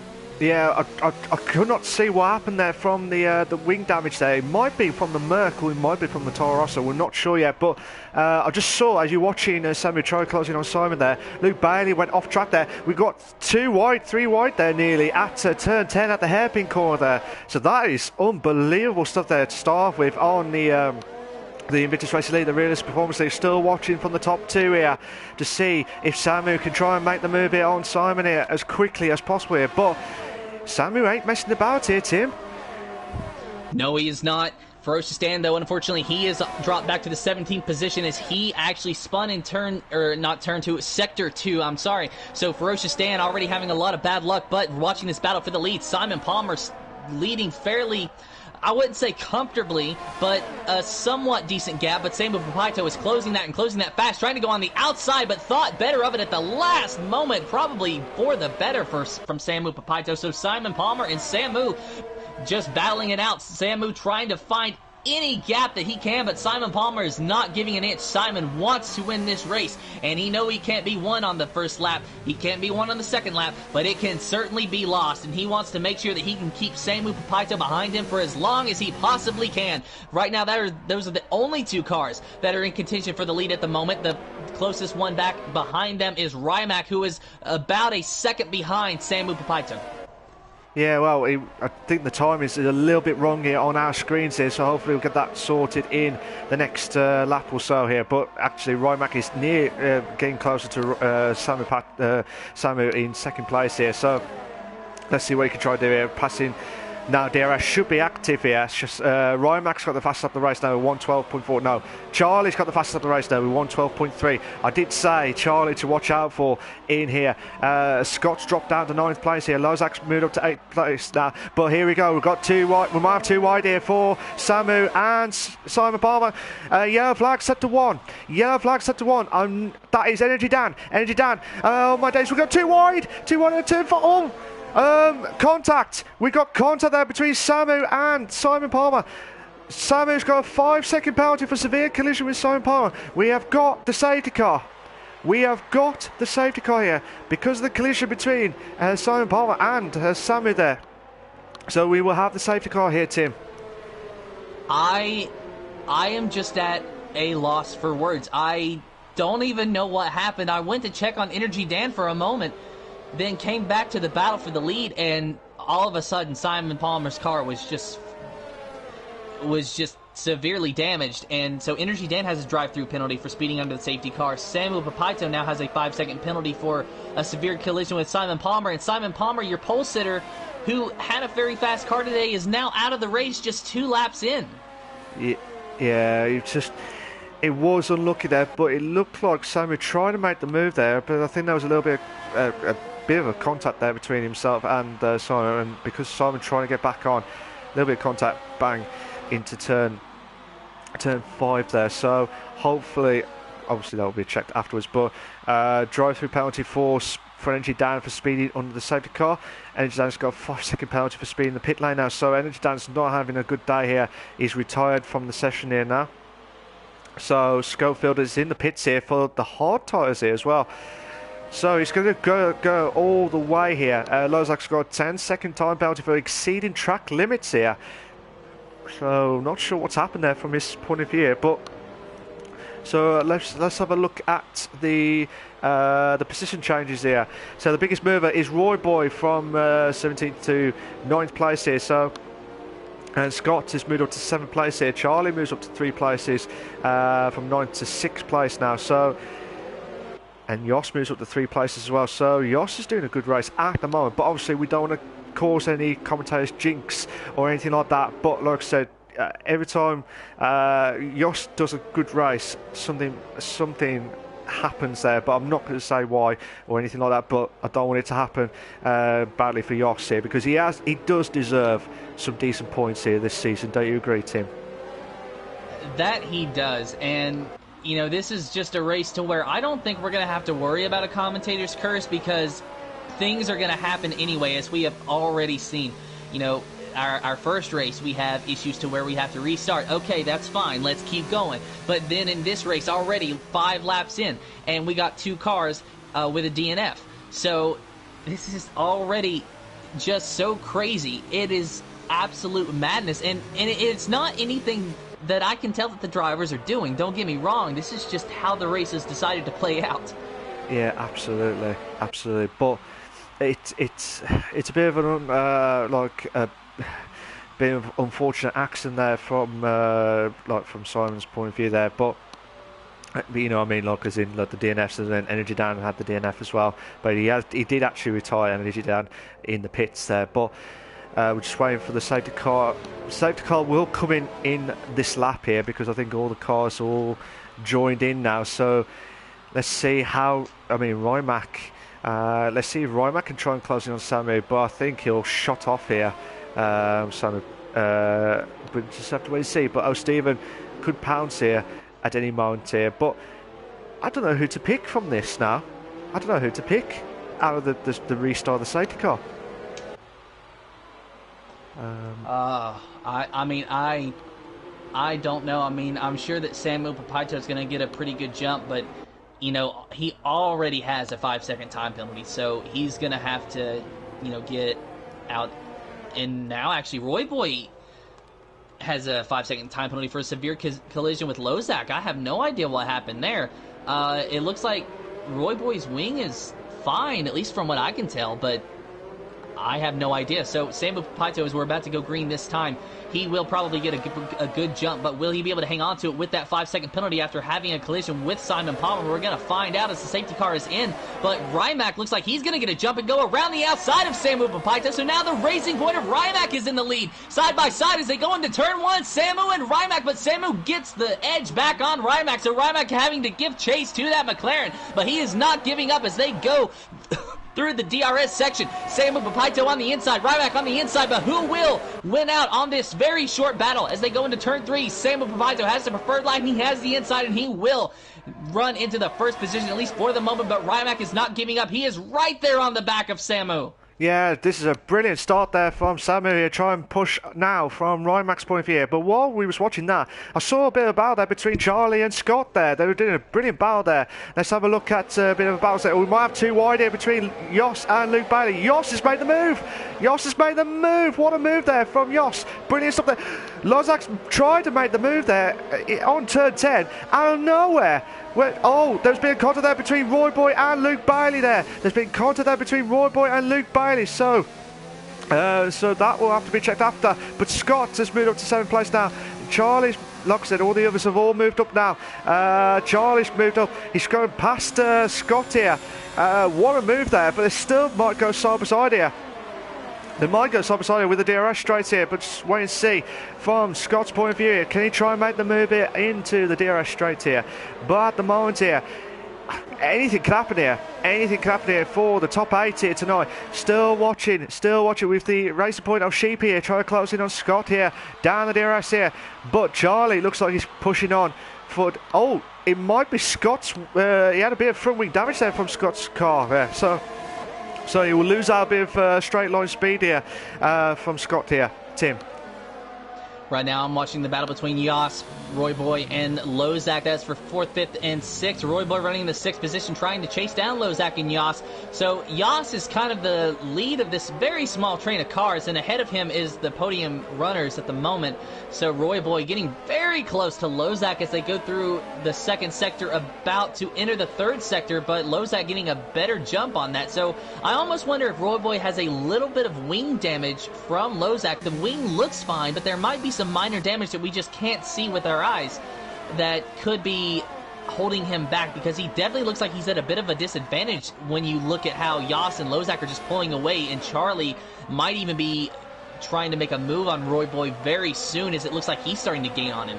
Yeah, it looks like he's either trying to save ERS or save fuel here, but also at the moment here, he can't do that too much here, because Charlie could have a chance here on the DRS straight here. He might have a chance to try and make the move on the inside here. He's going for it. He's going for it. Oh, brilliant. What a move there from Charlie. Brilliant stuff there from Charlie. What a move there at turn 5 there, Tim. That was a good move indeed. So Charlie moved him up into the 6th position. He might have a very fast car underneath him, as now Scott Bunger unfortunately has a 3-second time penalty. So just add that to the list. Will do. We'll try and add that to that list. So I'll try to do that as much as possible here. But at the moment here, we've got a couple of battles going on here. Roy Mack in 2nd place. Oh, Stephen in 3rd. We start the top 3. We also got Yos and Lozak, which watching live exclusive for you guys here for the 4th and 5th. Also Charlie and Roy Boy for 6th and 7th. Scott and Sheepy for 8th and 9th. And then Nitro and Ferosh Stan in 10th and 11th place here. Try and make the move here. Lozak makes the move here on Yos here, and Lozak has just made it, but Yos is still going side by side here with 2 wide here. Coming over to the DRS straight now. We might have the opportunity here for 2 wide here, but Yos is going to try and get the slipstream off Lozak here. He's going to try and make the inside. No, I thought he might have slowly try and make the move on the inside there, but he doesn't. Scott moves up to 8th place from Sheepy. Tim. Yeah, so far Samu Papaito, who set the fastest lap that last time, is 1.5 seconds ahead of Rymac. Rymac is about 0.8 of a second ahead of O'Steven, and then it's over a 2-second gap behind them to Lozak and Yas. Yas, of course, starting to gain on Lozak, which, you know, you just saw them making the move there. And FPL Charlie is about to join this battle as well. Yeah, I hope so. I hope so. Let's see what he can try and do it on his debut race tonight on the Invictus Racing League, the Realistic Performance League. So at the moment here, we're on lap 9, quarter. Oh, was that Roy Boy? Roy Boy's off at turn 12. Roy Boy has gone wide there at turn 12. He's lost quite a few positions here, but he's got to be careful there. He's got to be absolutely careful there. That might be Luke Bailey and Sir Spud going side by side here. 2 wide here at the DRS straight here. Luke Bailey should take the move here with the fresh soft. Well, it will say fresh with the normal softs here, but Sir Spud. Spud trying to get back into position there for 12th place. He does not do that at all. But at the moment here, you don't want to know where to go at the moment here. But at the moment here, Lozak try and hold on for 4th place here. Sheepy moves up to 7th. No, Scott moves up to 7th place now. So what a manic race here tonight here, Tim. Manic is the only way, and actually Ferocious Dan going through the grass and taking out a few signs. Going through Sector 2 there, just a little bit outside of Turn 3. Not sure how he got over there, but Ferocious Dan was going through the grass, took out quite a few signs. So, you know, good thing we don't have any sponsorships that are going to be mad at us. So Ferocious Dan running in the 10th position, just trying to hang on, it looks like. Yeah, he's trying to hang on here, Ferocious Dan, but somehow has stayed on, and he's unfortunately left the session now. So let's see what happens here with this train going on here from... It looks like from Scott, from 7th place, quite a few places down here as well. Let's see if there's anyone going to the... No, I thought they were going wide to the pits there, but Sheepy go side by side here, 2 wide here, turn 1 here. Might have an opportunity here, but Scott's trying to defend here for all his might here. But the Racing Point should be quick around here with the straight line speed here of the Merc's power there. But he does not do that here because he's trying to get the DRS straight now. He might be careful here because Nitrogas could be on tail here, try and make the move here as well. But at the moment here, Sheepy's struggling to get past the Williams of Scott here, Tim. Yeah, and this is a really good battle here. Scott Bunger, of course, winning a few weeks ago. but now he's in the Williams and struggled last week in Germany, running fairly decent this week, running in the 7th position, and that's actually ahead of even our points leader, who is his car-allocated teammate, also in the Williams, of Scopefielder, running in 11th, but staying with this battle. And behind them even, it looks like Ferocious Dan was getting on the back of Nitro Gash, thought there was a little bit of contact, but I don't think there was. This is just a huge train being led by Scott Bunger in the Williams. It is a Williams Racing Point, Haas, Renault, and then Williams and Red Bull train. Yeah, absolutely stuff there. But Stevens made the move here on second place here. Passing Rymac, apologies for that. Now we've got the chance of the 2 wide here between Sheepy and Scott here. And Jos moves up to 5th. Charlie's dropped down. Frustan moves up to 9th place. Nitrica's dropped down to 10th place here, but they're going 2 wide there as well. But look at this, look at the back there. Nitrogash is going ahead of Ferocious Danny. Jos is going back up to 5th. Charlie's dropped down to 6th place here, but they're doing a brilliant job here. But look at the Red Bull, and Scope. Red Bull of Luke Bailey here made the move there. Fantastic stuff there. This has been absolutely brilliant stuff there. But from 7th place downwards, there's that big train there, but also we have to keep going to find out what's happening in the top 6 as well, because there's been so many moves. We don't know what's going to happen so far in this Brazilian Grand Prix here. No, we really don't, because actually while we've been talking about that, it looks like O'Steven at some point was able to make the move past Rymac. So now O'Steven 3.3 seconds behind Samu Papaito, but running in the 2nd position, while Rymac is just trying to give chase as they go to turn 1, but not close enough to make a move. They go through turn 2. O'Steven getting a better line and a better exit out of that corner through turns 3 and now approaching turn 4. This is the DRS straight. Will Rymac be able to get by O'Steven? He looks like he's going to try to make the move, but will he be able to clear him? He does not clear him as they go into the corner, but he clears him just a little. He clears him on exit, but then O'Steven puts his nose right back in the mix. So Rymac versus O'Steven, Racing Point versus Mercedes. Rymac is winning, at least at the moment, this little battle, but everybody chasing the McLaren of Samuel Papaito. Yeah, they're trying everything possible here with Rymac and O'Steven having a good battle here. But also, we've not forgotten the battle there of Charlie and Jos, who've twice now they've had 2 moves at turn 1 and also the DRS straight here as well. So we're going to try and get that on that stream there in a moment too, if they are getting close here. But let's see what Rymac and if O'Steven can try and make the move here. He should have that, should take that overtake mode here. But depending on how Rymac can try and hold on here for as long as possible here. But with the tyre wear strategies, if you start off on the softs, 16 laps is the way forward here. Yellow flag set to 2. Yellow flag set to 2, so something must happen there. But at the moment here, Rymac is still holding on. He's still holding on for 2nd place here. But O'Steven looks like he's struggling with the last at turn 3 here. If he does, Lozak could pounce here to get into the top 3 here. Scott has gone into the pits here. So Scott has gambled to go in for the pits early, but Scott already gone into the pits for the first time in the race here because of during the safety car moment there from between the incident between Simon and Samu as well. So we're on lap 40 and 36. Ferocious Dan's retired. Ferocious Dan has retired of the Invictus Racing League, the Realistic Performance League race tonight at the Interlagos track here. So I'm not sure what exactly happened there from his point of view, but hopefully he'll be bouncing back in the next race or 2. So just watching Luke Bailey now closing in on Nigel Gash now. But actually, who are you watching so far, Tim? Taking a look at Jos and FPL Charlie. Jos was starting to gain on him, but as they started their uphill trek, it just looked like Jos got a little bit loose. The car got out from under him, and he's fine, but he did lose a lot of position, a lot of ground to FPL Charlie. Lozak has pitted, so now it is FPL Charlie and Jos who are running 4th and 5th at the moment. So Lozak, one of the first of the top 5 to blink. He will go ahead and choose the hard tires. So the McLaren on the hard tires, he's going to go for the rest of the way. Absolutely, but just depending on where the drivers are all going to try and pit in here. But lap 14 laps on the softs. That's always, to be fair, I did say 15 to 16 laps is the soft for fresh ones to last on here. But at this moment in time, I think they try and gamble on the hards to be on the safe side here, whatever happens here tonight. We're on lap 15 and 36 as well. But I'm going to go back to Luke Bailey now, try and close in on Nigel Gash now for 7th place here. O'Stephen trying to close in on Ryan Mack as well for second and third place here. But with this 3-car battle here for 7th place here, you don't want to get your eyes off this as well, because there's so much battles at the top end, but also there's so many battles in the mid-pack.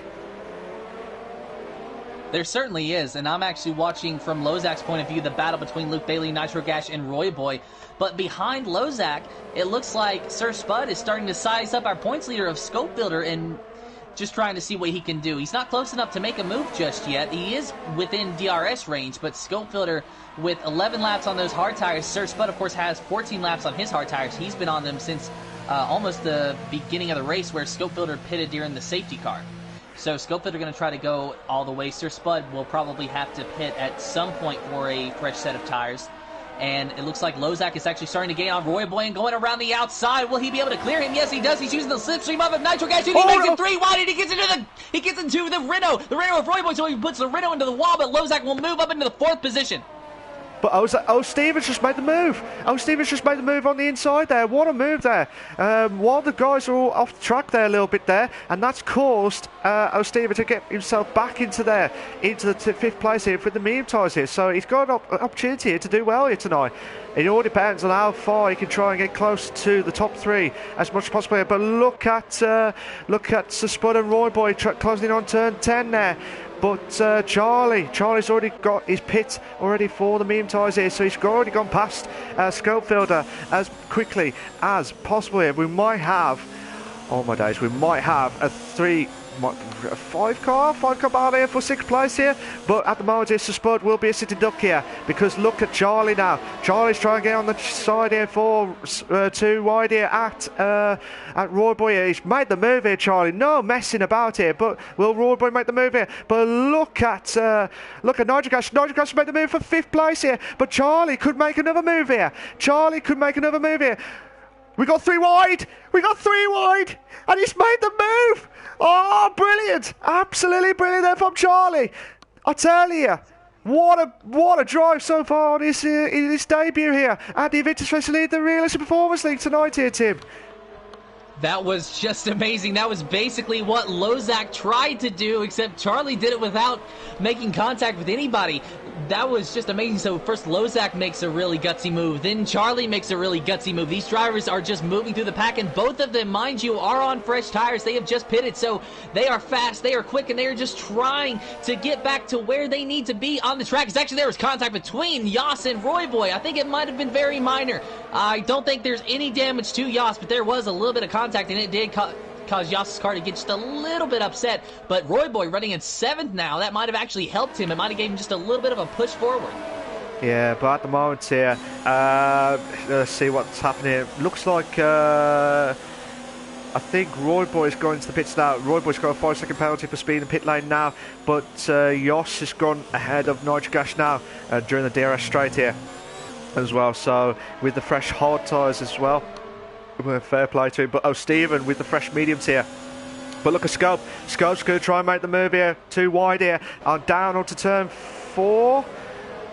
And he makes the move perfectly there. But he's enough space there to make the move, and fair play to the drivers here between Scope and Nitro Gash. Fair play. Obviously Nitro Gash will have to pit in the next lap or 2 on 18 laps on the medium tyres, I would say. Well, probably about 18-19 laps depending on how far you can go with those tyres in the Haas car. So Ryan Mack's in the pits now. Samu's still going with those softs.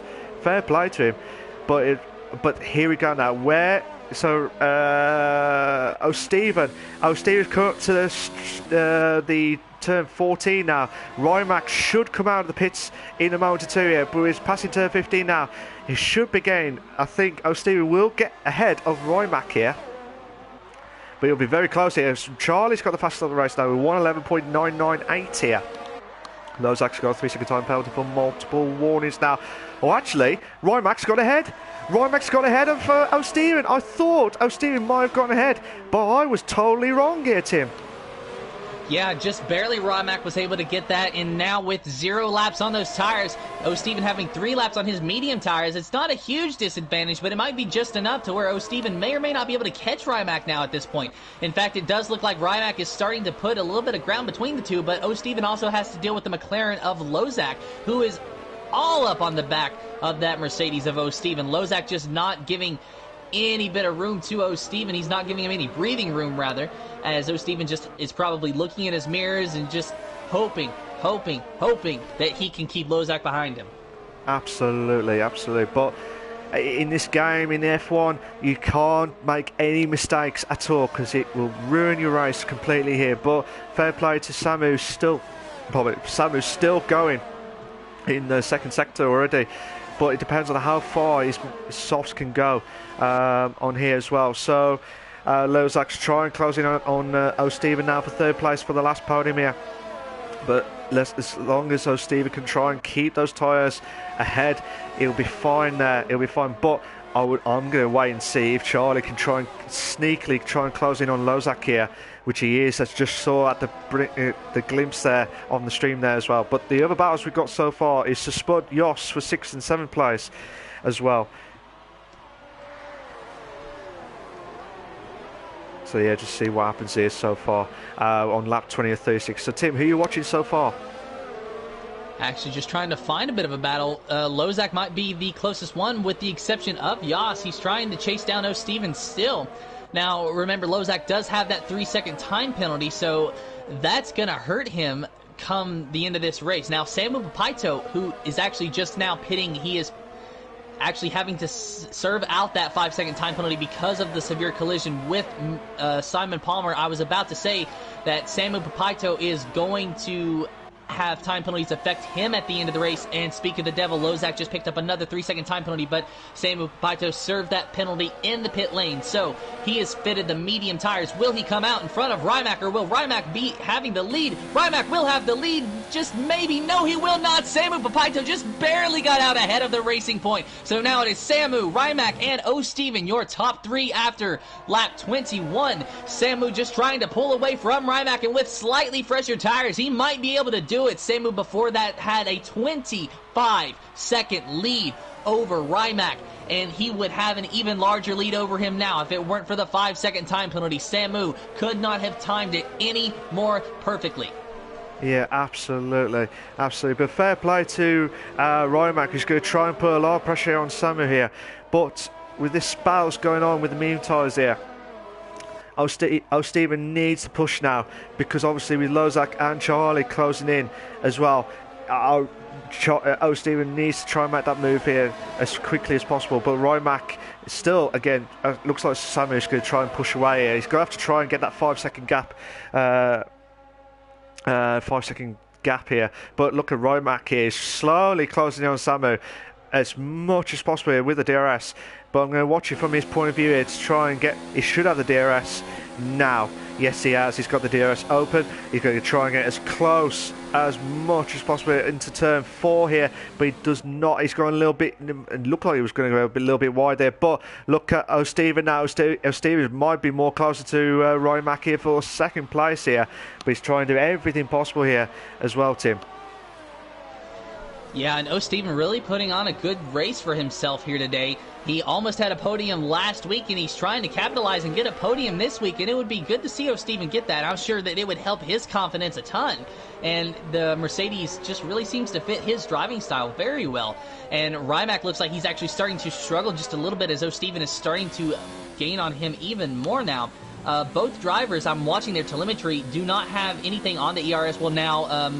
Rymac has actually switched into the 3rd ERS mode, so he's trying to use that more, but O'Steven is in the 5th ERS mode, so that's a bit of the balance. O'Steven, though, just now he's starting to drop back, so it just depends on what sector that these drivers are able to gain. It looks like O'Steven is faster through the 2nd sector. Rymac is faster through the 3rd sector. We're in the 1st sector now, and it looks like Rymac is faster still than O'Steven, so Rymac might be able to hang on to that 2nd position. It might be. He might hold on here, but... Like I said, you just don't know what to expect back here, because O'Steven, as long as he doesn't make any mistakes, he can try and get closer to Rymac. But Rymac, with his experience as well, can try and hold on. Meglugpi has got a 5-second penalty for speeding in the pit lane here. So he's going to try and pit for, which I believe, for the medium. Oh no, for the softs. I do apologise. I thought he was going to go for the safer option of the mediums, but he's gone for the softs, which I'm guessing he'll probably go for the fastest lap point if he can get into the top 10 as well. But at the moment here, the only battle we've got so far is between Rymac and O'Stephen here for second and third place here. But let me have a look at the position changes here. So the biggest movers here is Sir Spud here with 8 positions here, but he will have to pit again. Well, he'll have to pit anyway. But Charlie moves up 4 places here. Nitrogas moves up 5 places here. Royboy moves up 4 places as well. So it's been it's been some good racing here from majority of the race tonight here. Don't you agree? It has been, and you know, even now we're seeing that the lead isn't stretched out as it was. Now, of course, that is because of the 5-second time penalty that Samu Papaito had to serve, but nonetheless, the lead is still within reach. So a win is not out of the question for Rymac. A win is not out of the question for O'Stephen. It's just a matter of, can they catch Samu Papaito, or is he quicker? It's going to be tough here. It's going to be tough, but as long as they keep that consistency going, as long as they keep that consistency going, you just hope for the best here. But at this moment in time here, I could see Charlie try and close in on the top 3 if he plays his cards right here. But Mr. P, good evening to Mr. P and Daz. Hope you're okay and well, guys. On the chat here, Mr. P is absolutely fuming after what happened tonight. But like I said, we hope you enjoy the stream here tonight, guys. Please make sure you like, subscribe to our channel for all the live races here on Invictus Racing League. Charlie's got a 3-second time penalty for multiple warnings now. But let's have a look at Charlie's point of view on Lozak here, try and close in for 4th place here. He should take the move here in the next few laps here, but with 12 laps to go here, Tim, do you think they'll? I tell you what, do you think there'll be another safety car, and also do you think there'll be a few shocks along the way here tonight? I mean, there could be another safety car, but if it was, I don't think that it would be from battles, because we're really not seeing a lot of them here. I mean, FPL Charlie, he's starting to close in on Lozak, but as you go down through the field, it looks like maybe Luke Bailey's starting to get close to our points leader of Schofielder, so there's a bit of a points battle going on, but otherwise there's just not a lot of battles like we were seeing earlier on in this race. So I think that a safety car, while possible, is unlikely at this point. So it's just going to have to be that if Rymac's going to win, he's just going to have to find speed. O'Stephen, if he's going to win, he's just going to have to find speed. And Samu Papaito, if he's going to win, he's just going to have to not make any mistakes and keep those guys behind him. Yeah, well, you watch that there. Charlie's made the move here on the DRS straight here at turn 1 here, but Lozak will try and bounce back here with the DRS, try and get the slipstream here. Charlie will have to defend here, while Lozak's going to try and go round the outside here, and a bit of contact there between the 2 drivers here of Lozak and Charlie here, which has brought Lozak going wide there. Oh, Lozak's out. Safety car. I think there might be a contact there between Lozak and Charlie's car there. It looked like Lozak just touched Charlie's car at the back, which has brought the safety car out now. So, as we said, we thought, do you expect another safety car? We've got a safety car again now. So, would you pit now for the softs here? I did say possible but unlikely, but today the race is very unlikely, I guess. And as far as pitting, oh man, now that is a tough question. If I were Samu Papaito, I would have to stay out, simply because if I was Samu Papaito and I put myself in Rymac's shoes, I would do what Samu doesn't, and that's actually what Rymac did. Rymac has pitted almost definitely for the soft tire, so that moves O'Stephen up into the 2nd place. So it is Samu Papaito, O'Stephen, and Rymac running in 3rd right now, as FPL Charlie is also pitted, and Yas behind them is pitted. So really, Rymac might still come out of this thing running in the 3rd position. We're going to find out, and so that will really help out Rymac and Charlie's chances at winning this race. And as we see it here, will Rimac come out in third? I don't believe there's anyone on track that's close enough to passing him just yet. Yes, Rimac will come out in third.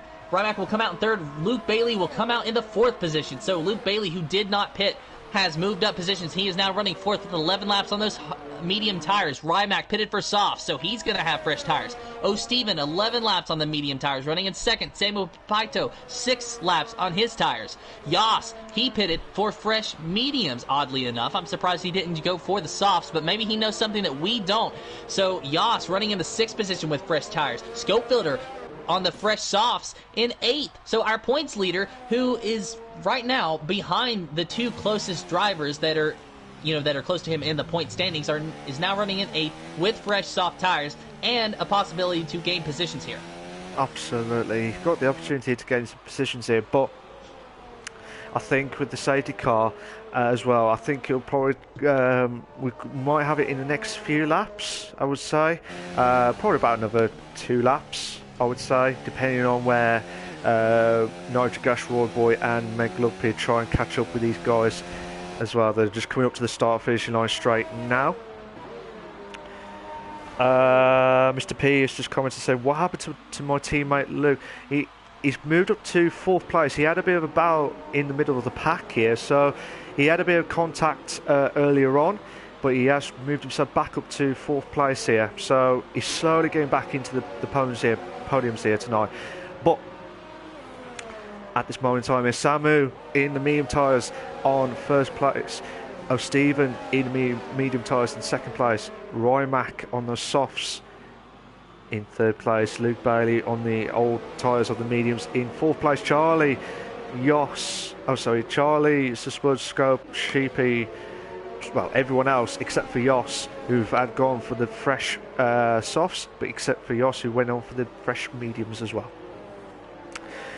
But it's a tough decision here, because I would have thought, as we said earlier, I would have thought Samu O'Steven would have gambled on the softs, but I think they would have found out what would have happened if Luke Bailey stayed out and got ahead with the other drivers going for the softs. I think that would have been a bit of a cracker just to end the second safety car here. That's what I would have said anyway.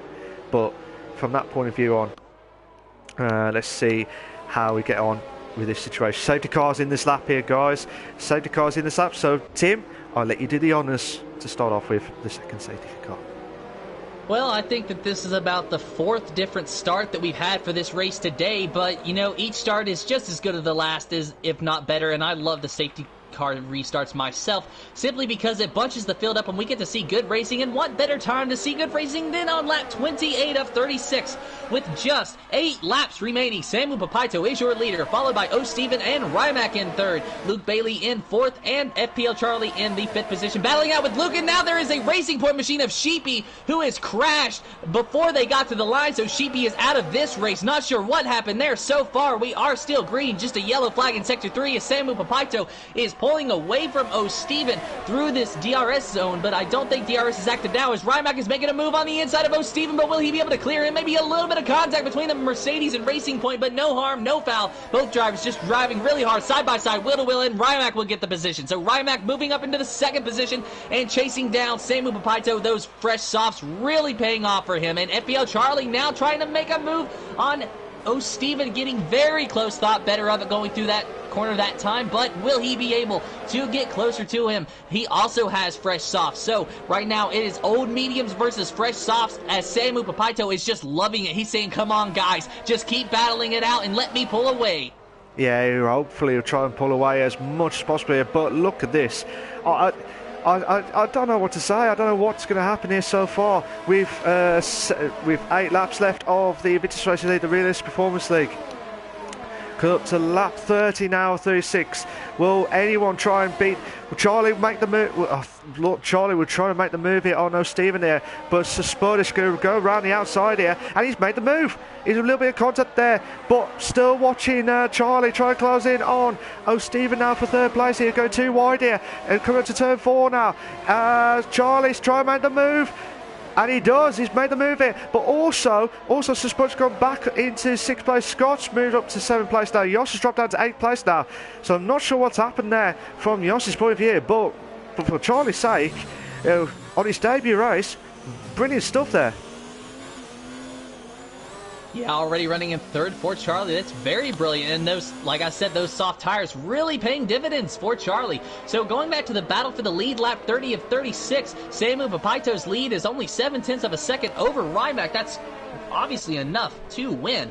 But Rimac, with those soft tires, those fresh soft tires, will he just have enough speed to get to Samu Papaito? I expect that the DRS will be activated very soon, and that might be the deciding factor. Samu versus Rimac. This might be a battle that goes all the way down to the end.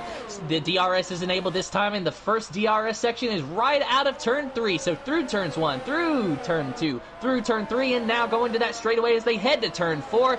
This is the DRS section. Rimac already using Slipstream to try to get by Samu Papaito and has activated the DRS. He's getting so very close, but as they go to turn 4, he's not close enough to make a move. Samu Papaito still running in first, followed by Rimac. Rimac going to do everything he can to get by Samu. He wants this win, but Samu, he also wants to win. Samu is 3rd in points, starting this race only a little over 20 points behind Scopebuilder, who is running in the 9th position, mind you. So if Samu wins this race, he will have a big gain on Scopebuilder. Scopebuilder will probably retain the championship lead, mind you, but valuable points on the line here. Yeah, valuable points on the line here, but obviously that with everything going on recently in this race, obviously we'll have to find out what's going to happen with the stewards' inquiries afterwards, after what happened here tonight's race here. But at the moment here, Rimac should have the DRS, should be getting closer to Samu as much as possible. He's got the slipstream. He might have a chance here, too wide here, up to turn 1 here. Samu just a little bit made the move in the middle here into turn 1 here, but coming up to passing into turn 2 now, into turn 3 now. Rimac should try and make the move now. He should try and make the opportunity here, try and get the slipstream here. Samu's trying to going to try and try and defend for all his might here for first place here, but on lap 32-36, I don't think. No, I thought Rimac was going to go for the inside there, but fair play to these two drivers here who tried to hold on here for the lead here of the Invictus Racing League, the Readers Performance League. Tim. Yeah, lap 32 now, and Samu Papaito actually had a bit of a lockup through those two corners just a few corners ago, and another lockup through that corner. So Samu Papaito really locking up that what looks to be the right front of his car, but it doesn't seem to be hurting him too much. In fact, he got a better line out of that corner than Rimac did. So Samu actually starting to gain on Rimac now, but with this straightaway, Rimac probably has the straight line speed, and he is starting to gain on him. He also has DRS, so he's using the slipstream as well to get by Samu. He's going to make a move as they go into turn 1, but will he be able to clear him? Rimac will clear Samu Papaito going into turn 1. So it is now Rimac, Samu, and Charlie, your top 3. Rimac now just has to defend. He has to hang on. He is pulling away from Samu, but will it be enough? Samu will have the DRS this time. He will activate it. He will use the slipstream, but is he quick enough? He does not gain on Rimac as significantly as Rimac gained on him. Those old medium tires really just hurting Samu Papaito now. So Rimac on the fresh softs because of the safety car might be able to win this race, but he's going to have to play his cards right here. And Rimac, just as I say that, a 3-second time penalty for Rimac, and that is undoubtedly going to put him out of contention for this win, assuming that Samu Papaito does not have any time penalties and does not pick any up. Yeah, you just hopefully they don't get any penalties here during this time here. I'm just having a look at the leaderboard here with the gaps itself. But at the moment here, if it stays like, I'm just saying, if it stays like this with the positions here, Samu with the 5-second penalty, as long as the others haven't got it, he'll drop himself down to 6th place here as we speak here. But it all depends on how Charlie can try and close in on Samu here for that battle here of tonight's Invictus Racing League, the Readers Performance League, the glorious race of the Interlagos, the Brazilian Grand Prix as well. So what a way to restart the safety car part here. And now Charlie, who I predicted to do well here in the top 3 tonight, he's going to have a go at Samu here for 2nd place here. But let's see what he can try and do here. I think he'll have a go on the next lap here, as long as he gets close to Samu as much as possible here. But there's so many battles behind as well. We will try and get back, but O'Stevens holding on for 4th place here, whilst Sir Spud, Scott, Luke and Jos trying to close in on that battle there for 4th place. And they're doing a brilliant job here as well. But we don't want to lose the top 3 here, because we could have another shock along the way here, Tim. That we could, and we're coming to 2 laps to go. Rimac still leading Samu and Charlie, but whoever finishes in second might be the winner. Because Samu Papaito, I'm almost positive, served his 5-second time penalty in the pit, so that should not be a factor so long as he does not have any other time penalties that he's accumulated. Rimac, as we just saw, accumulated a 3-second time penalty, so unless he can get over 3 seconds ahead of these 2 cars, I don't believe he's going to be your winner. FPL Charlie, I don't know if he has any time penalties, as actually he thought about making a move on Samu, but thought better of it going into turn 4. But FPL Charlie may or may not have any time penalties, and if he does not, he might be able to walk away with the win, but he's going to have to get by Samu if he wants even a chance at that. Yeah, I just saw on that battle there, but it looks like Spud has struggled on there as well. He's just tried to get back on track. I think he might have had a little bit of a collision there at turn 4 there, but we'll have to try and get it confirmed in a moment or two. Let's have a look at still with the penultimate lap here for the battle here for the top 3. We don't want to keep our eyes off it, because look at Samu now. Samu could have a chance here on Rimac again now, with those soft tyres trying to hold on there, but with the DRS straight now, Samu could have a chance here to try and get back himself into. Jos has dropped down. Jos has dropped down outside the top 10 now, so he must have made a mistake at turn 12 into turn 13. I do apologise. But look at Samu now. Samu with the DRS straight now. On passing into turn 3 now. Could have an opportunity to try and get into turn 4 now with the DRS straight now. Will he try and make the move now? No, he doesn't. He's trying to be calm here. But look at Charlie now. You do not want to take your eyes off this now. So Tim, I'll let you carry on with this. Rimac running in first, Samu in second, and Charlie in third. Nothing has changed from the last 2 laps except these drivers' tempers and determination to win. Samu getting closer to Rimac, but he's not enough to make a move just yet. Remember, Rimac has that 3-second time penalty that will definitely hurt him when he crosses the line in just a few corners' time. Samu, though, trying to show that the win will not be a fluke and that he can pass Rimac for the win, but also not wanting to take any unnecessary risks. Meanwhile, FPL Charlie on the soft tires behind Samu Papaito, who pitted during that last safety car. Can he maybe get by Samu Papaito? But rounding the final few corners, I do not think it's going to be enough. So it is Rimac versus Samu Papaito, but Rimac is too far ahead for Samu to move by him. Rimac will cross the line in first, but Samu Papaito will be credited with the win here in the Brazilian Grand Prix, followed by Rimac and FPL Charlie in third. No, O'Steven in third. O'Steven gets a podium. FPL Charlie, from time penalties, will drop all the way back into fifth. Oh my days. We thought that Charlie was just holding on for 3rd place here, but because of after penalties here, he's dropped himself down to 5th place here. But I tell you what, this was a classic race here with so many battles galore here. But let's see what happens here. So Samu will be the winner, but we'll discuss to the guys here with Samu, Rimac, and with O'Steven of their win / podium finishes as well. So let's just see what happens here. Just waiting for the guys to get the classification up, and we'll be talking to them briefly with the interviews of their thoughts of the podium here tonight. Here are your race classification for the Brazilian Grand Prix for the Invictus Racing League, the Realist Performance League. You've got Samu in first, Rimac in second, O'Steven in third, Luke Bailey in fourth, Charlie is in fifth on his debut race. Well done to him. Roy Boy is in sixth, Meg Luckby in seventh, Scott is in eighth, Nigel Gash ninth, Scope in 10th, Jos 11th, Suspud 12th, Sheepy, Lozak, Ferocious Dan, Energy Dan, and Simon have all had the DNFs during the race here tonight, but I'm just going to do the usual penalties just in case the stewards need to have a look and check when the penalties are kicking in as well. But that was, but while we're waiting for the guys to join in to talk to Samu, Rimac and O'Steven, so what are your thoughts on him?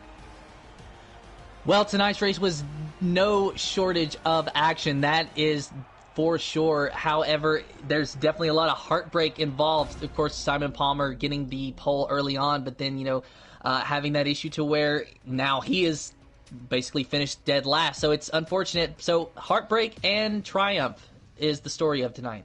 Absolutely. We're just waiting for some of the guys to join in, and hopefully they'll talk about their thoughts of the podium here. So let's see. Good evening to Foxy Red. I hope you're okay and well. Just waiting for Stephen. But we will talk to Samu first, and then talk to Rymac. But before we mention that, can you please make sure allow voice to be shared is set to always allow. If you're not sure how to do it, go to the party settings, and there's an option for allow voice to be shared. Make sure it's set to always allow. So we'll give them a minute to get themselves prepped up and ready to go. We'll talk to Samu on his win tonight, but also talk to Rymac on his brilliant podium here on the Racing Point as well. And then Stephen after penalties here to get the last nick of the podium here tonight. So are you all set and ready to go, guys? Yes. Yep. Okay, cool. So we'll talk to Samu first, then Rymac, and then Stephen. Samu, how you doing, mate? You all right? All good. All good. There was some great battles that you've had from the majority of the race, but the one I want to talk about mainly is your battle with Simon Palmer at, I think it was earlier on in the race. Tell us about your thoughts of that battle there before that incident. Well, yeah, it was a really great battle, and yeah, I just went for the inside, and then he waited to get a better exit on me, and then I was on the outside. I think I left him enough space on the inside, but then I just I noticed a tap into my car, and then I saw him crashing into the barrier and retiring to the and retiring from the race. So I don't know if really unfortunate for him, but honestly it was so fast. Everything was so fast that I don't know really what happened. I think I would need to take a look into it, but it's too early to say something. Okay, no worries, mate. I was just wanting to ask about from that battle up to that point, pretty much there. Problem. But also, would you say your battle was good against Rymac? Was you putting a lot of pressure from Rymac's point of view? Yeah. I mean, he was really fast. The Racing Point seemed to have a lot of straight line speed. And yeah, I mean, in the first part of the race, I was just managing the gap, and as I had a 5-second stop and go penalty because of the incident with Simon, I had to get the 5-second gap into Rymac, and I went longer on the softs to get then softer mediums and fresher mediums, and then I just comfortably ahead of him. I was managing the gap. I did the fastest lap, and then the safety car came out. I decided to stay out just because I thought my mediums were fresher, but it seems that the softer were much faster. And yeah, Rymac passed me. He was faster than me, I think, in that point of the race. Luckily, I had 0 penalties. He had 3, unfortunately. But apart from that, I was pushing flat out because he was being really quick and I couldn't pass him on the straight. So I decided to stay back. I knew he had 3 seconds, so I decided to stay on the DRS zone and just bring the car home. Brilliant, fair dues. I bet you had a lot of bucket sweat after all that pressure from Rymac during that race tonight. But like I said, it was a brilliant battle and you pushed it right up to the edge there. So well done for tonight. You did a brilliant job for your win to keep after penalties, obviously. But fair play to you, Samu. You can stay if you want, or you can shoot off. It's up to you. But congratulations on your win tonight, and enjoy your celebrations tonight at Brazil. Thank you, Dan. Thank you. Nice one. Roy Mack, how you doing, mate? You all right? Yeah, good, Malc. How are you? Unbelievable battle from everyone here tonight. From your point of view, Roy Mack, did you feel like you lost the win tonight because of that penalty? I wasn't really expecting to be there in the first place. I picked the 3 warnings up in quick succession, just as I was chasing Sam down. I actually got the last one just as I passed him, and I was kicking myself because I knew on the fresher, softer compound, I hopefully had the pace to pull away, but I think Sam was showing great pace right from the off, and he had an absolutely enormous gap straight from the first stint. So I'm happy with P2, Malc. I'll take it. Fair dues. It looked like he pushed Samu all the way there, and me and Tim was watching it as it unfolded as well. It was just absolutely unbelievable. But as you rightly said, was you hoping for at least top 5? Was you about to say, or was it just see how it goes tonight? No, I think from practice I knew that the Red Bulls had pace. Unfortunate night for them, because I'm sure they would have been in the mix if they were there. Absolutely. My new teammate Charlie showing good pace as well. Just unfortunate with penalties, and I think he picked one of them up for speeding in the pit lane. But I didn't know about Sam's stop and go, because when I pitted he was absolutely miles away, but by the time that he had pitted, I came out right behind him. So I think that saved me a lot. Gave me DRS for a few laps before the safety car came out. We were pretty much there. So yeah, I was pitting regardless. I'm quite happy Sam stayed out, made it a wee bit more interesting towards the end. But Stephen showing great pace too. He was pushing me for pretty much the full first and second stint before the safety car, but once I got onto those softs, they felt so much better with lighter fuel.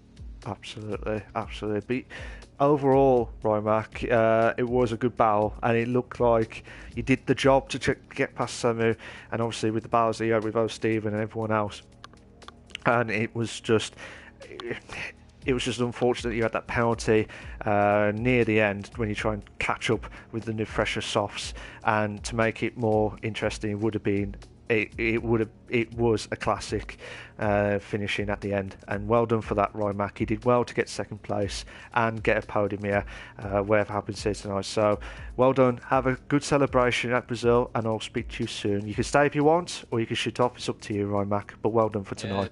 Thanks, Malc. Thanks, Tim. Nice one. We're going to talk to Stephen now. How you doing, mate? You all right? All right, yeah. Now, you probably think you did not expect to get a podium here tonight, did you? No, Definitely not. Obviously, with after penalties, you got yourself into third place. But where did you think the turning point was in the race? The actual turning point was not going in for the softs, because I had a chance of winning the race, to be honest. I thought, no, I'll just stay out, because I seen Samu stay out, so I thought I'll stay out. But then I looked and I thought there wasn't that much of a gap between all the other cars, and I thought I'd get gobbled up, but I wouldn't have in hindsight, because I seen Rimac right behind me, and I'm like, oh no, I'm going to be toast. Yeah, but anywho, you had the battles galore there, but out of nowhere, you got yourself a podium here. So surely it's an achievement tonight to get a podium here. Yeah, I'm happy to be back on the podium this season. It hasn't went to plan, to be honest, but I think it was lap 8 or 9. Me and Rimac going round the third corner. I think we were both there, and how we didn't touch, I'll never know. No, I was absolutely bricking it. Some great racing, bud. Genuinely, a lot of respect. Yeah. How we never touched each other, I'll just never know to this minute. I'll send you the clip if I can find it. Absolutely. But Stephen, well done for tonight. You got yourself a podium here at the Brazilian Grand Prix, so fair play to you. You just got it where after penalties was kicked in. So well done for tonight. We'll have some celebration at the Brazilian track. You can stay if you want, or you can shoot off. It's up to you. But well done for joining tonight. Thank you very much for joining tonight, Stephen. Thanks, Mel. Thanks, Tim. So I'd like to say thank you to Samu, Rymac and O'Stephen for their commentators box point of view here. But for Tim, I'd like to thank him. I'd like to thank Tim for his co-commentating skills. He's done a brilliant job tonight, as always. Thank you very much, Tim. Thank you, Malc. It is fun working with you. You are on point as always. And you know, it may seem like we're all business up here and that we just hang out and commentate, but we also just got to see a really good race today, and I'm happy with that.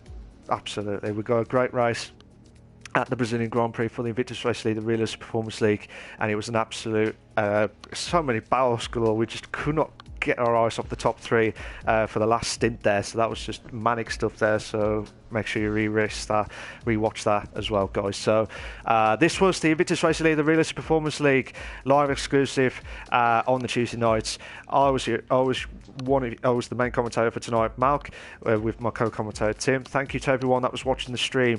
I'll see you all next time. Take care of yourselves. Bye bye.